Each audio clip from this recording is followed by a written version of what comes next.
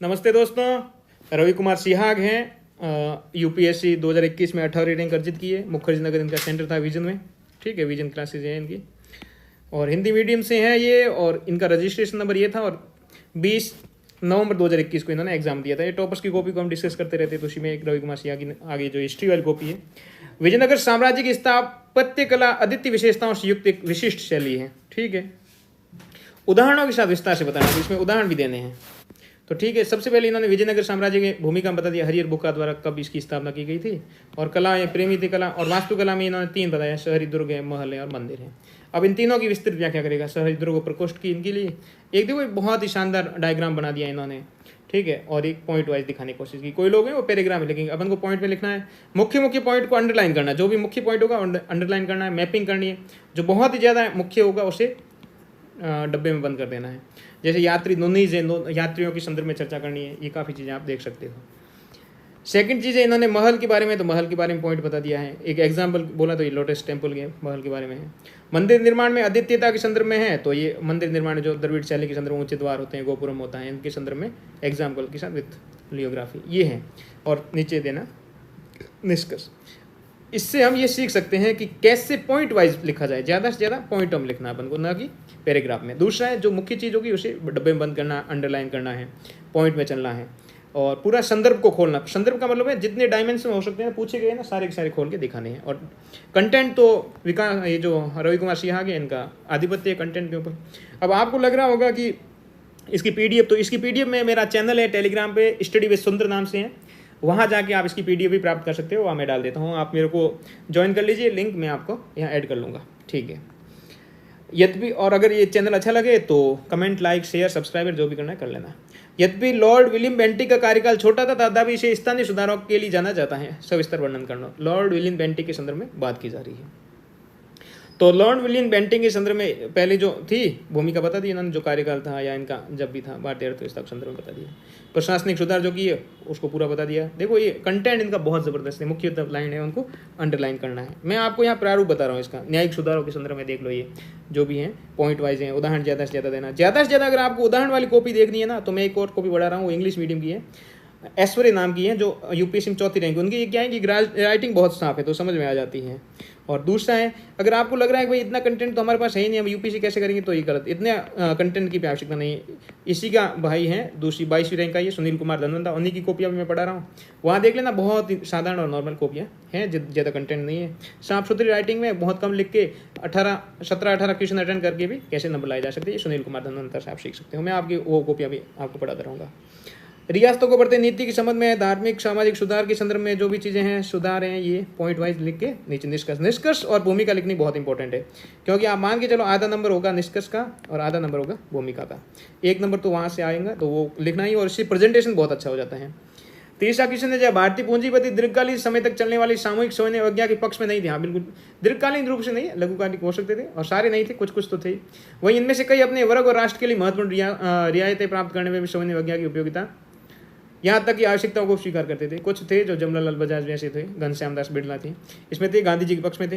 लेकिन कुछ बोल रहे थे कि ज़्यादा आंदोलन करोगे, हड़तालें करोगे तो फैक्ट्रियों में काम नहीं हो पाएंगे, तो पूंजीपति इसके विपरीत भी थे। और पूंजीवाद उनको पसंद था, लेकिन ये समाजवाद की स्थापना नेहरू जी चाहते थे। ठीक है, समर्थन के क्या तरीके थे, ठीक है, ये बता दो समर्थन के तरीके। ठीक है, उसके बाद है ये उदाहरण भी दिए, जैसे सुभाष चंद्र बोस ने जमशेदपुर कारखाना में हड़ताल की थी, उसके संदर्भ उदाहरण आपको बहुत ज़्यादा देने। और जो साथ दिया और साथ में भी कांग्रेस का साथ कैसे दिया, और लास्ट में जाके निष्कर्ष दे देना है। अमेरिकी क्रांति एक संवैधानिक संकट था जो ब्रिटेन के साम्राज्य हितों और स्वशासन में उपनिवेशवादियों के अनुभव के परस्पर विरोध से उत्पन्न हुआ था। तो अमेरिकी क्रांति एक संवैधानिक संकट कैसे था, कैसे विरोध से उत्पन्न हुआ था, ये पूरा इन्होंने हित के संदर्भ में बता दिया। पहले इन्होंने निष्कर्ष भूमिका सॉरी लिख दिए और हित के संदर्भ में ये बता दिया पूरा। उपयुक्त उदाहरणों के, उपयुक्त हितों के उदाहरण, जैसे मुख्यतः ग्रीनवे की नीतियाँ है, ग्रीनविले की, ठीक है, स्टाम्प के संबंध में जी, लुई नॉर्थ की चाय नीति थी, चाय की पेटियों के संदर्भ में थी, करवर्दी के संदर्भ में, और इनमें निष्कर्ष थोड़ा अगर छोटा बताओगे तो चल जाएगा। बोस्टन टी पार्टी की चर्चा की जा रही है, और जो मुख्यतः पॉइंट है उनको अंडरलाइन भी किया जा रहा है। ये अंडरलाइन करना भी आप देख लो कितना महत्वपूर्ण होता है। जैसे ही अगर कोई ज्योग्राफी से क्वेश्चन आ जाए और यहाँ मैपिंग की चांस बनता है, मैपिंग करना चाहिए। पश्चिम विक्षोभ के संदर्भ में चर्चा की जा रही है।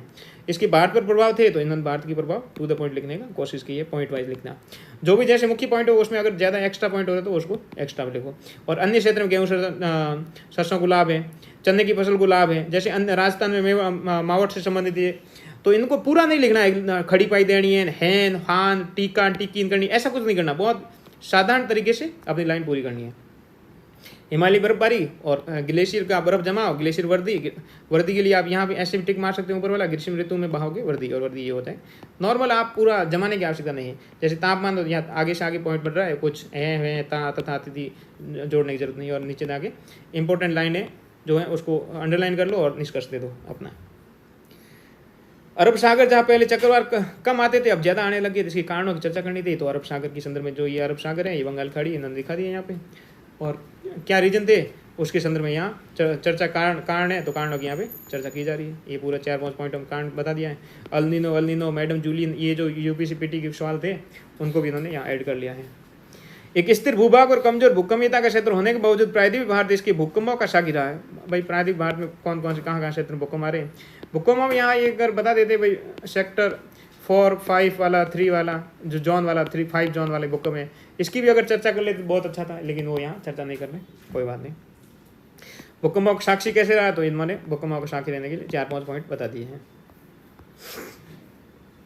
5 पॉइंट बता दिए, अब आगे चलते हैं। भारत में महिलाओं के संपत्ति अधिकार और उत्तराधिकार की दिशा में बड़ी प्रगति के बावजूद अभी भी ऐसी चुनौतियां विद्यमान है जिसका समाधान किए जाने की आवश्यकता है। तो कौन सी महिला सभ्यता के संदर्भ में वहाँ बात कर ली थी, समाधान पक्ष ये है, और चुनौतियाँ क्या है, प्रभाव क्या हो रहा है, प्रभाव की चर्चा की जा रही है। प्रभाव देखो कैसे वेन डायग्राम के रूप में कर रहे हैं, ये चीज़ें आपको मैं बताना चाहता हूँ। सुधार प्रभावी नहीं होंगे, ठीक है, क्यों नहीं हो रहे, इसकी चर्चा यहाँ की जा रही है। और सुझाव के रूप में पुरुष पक्ष में, महिला पक्ष में क्या क्या किए जाने की आवश्यकता है, सरकार क्या करे, मतलब कितना मतलब इसको संदर्भित किया। इसमें कम से कम है तो 5 से 6 संदर्भ खोले इन्होंने महिलाओं के संदर्भ में, इतना तो पूछा भी नहीं था। तो यही मुझे इनका पसंद है, संदर्भ के ऊपर इनकी, कंटेंट के ऊपर इनका, आगे की राह के ऊपर इनका, भूमिका और प्रस्तावना के रूप में, भूमिका और निष्कर्ष के रूप में इनका मैं तो पेटेंट ही मानता हूँ।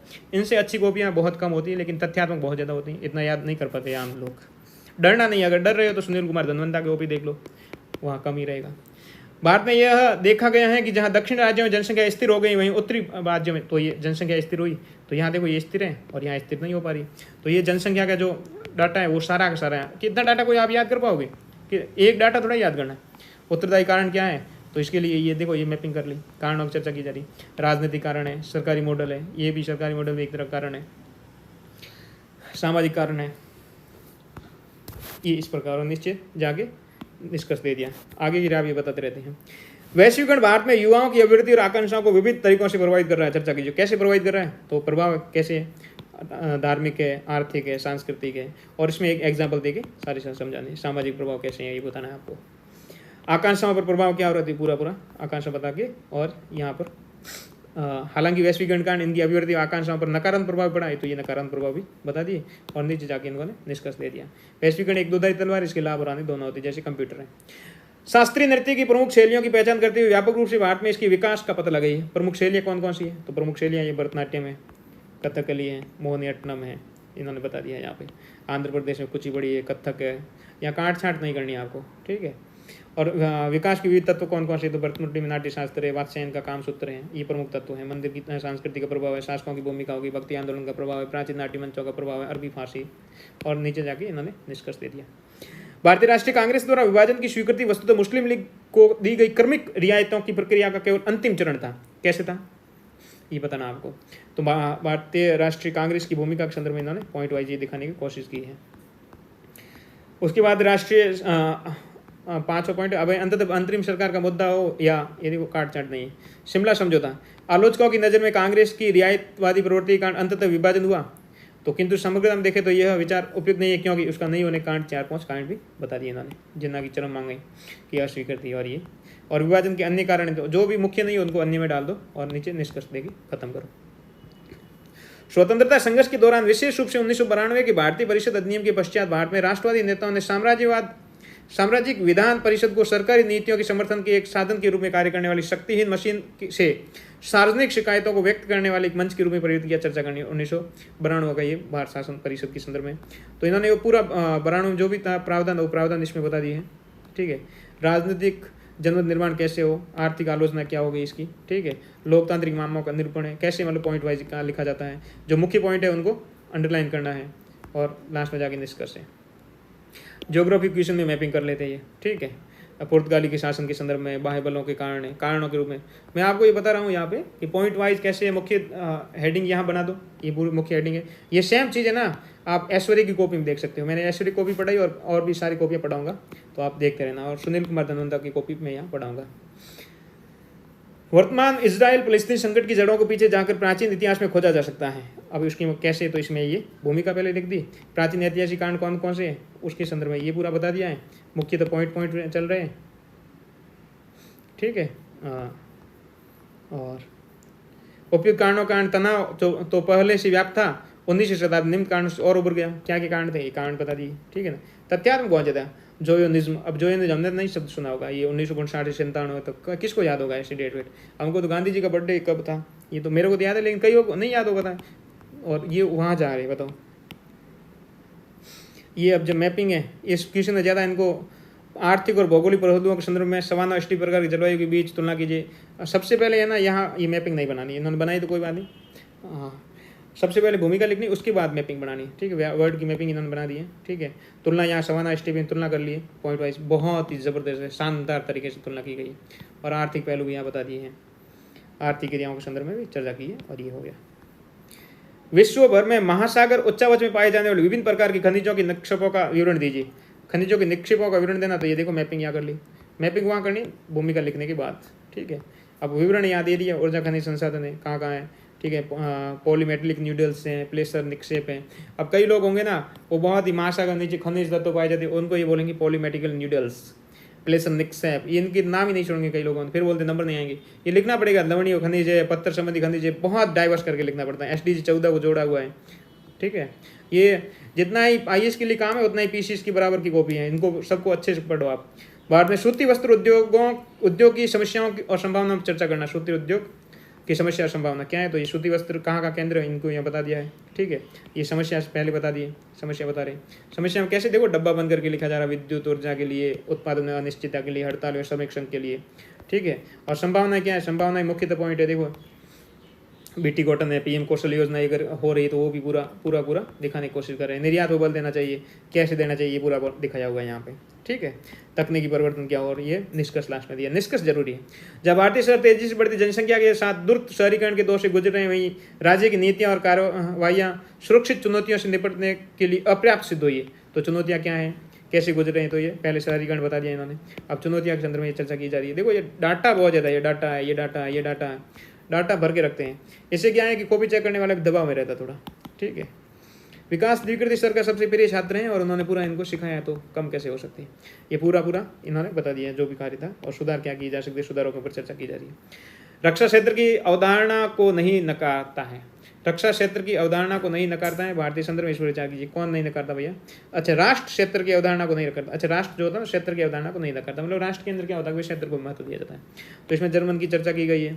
यहाँ जो डायग्राम बना दिया है, पता नहीं जो भी बनाए, आप कुछ ना कुछ बनाओ यहाँ। ठीक है, थोड़ा अलग लगना चाहिए कॉपी, ये अलग लग रही है कॉपी ना।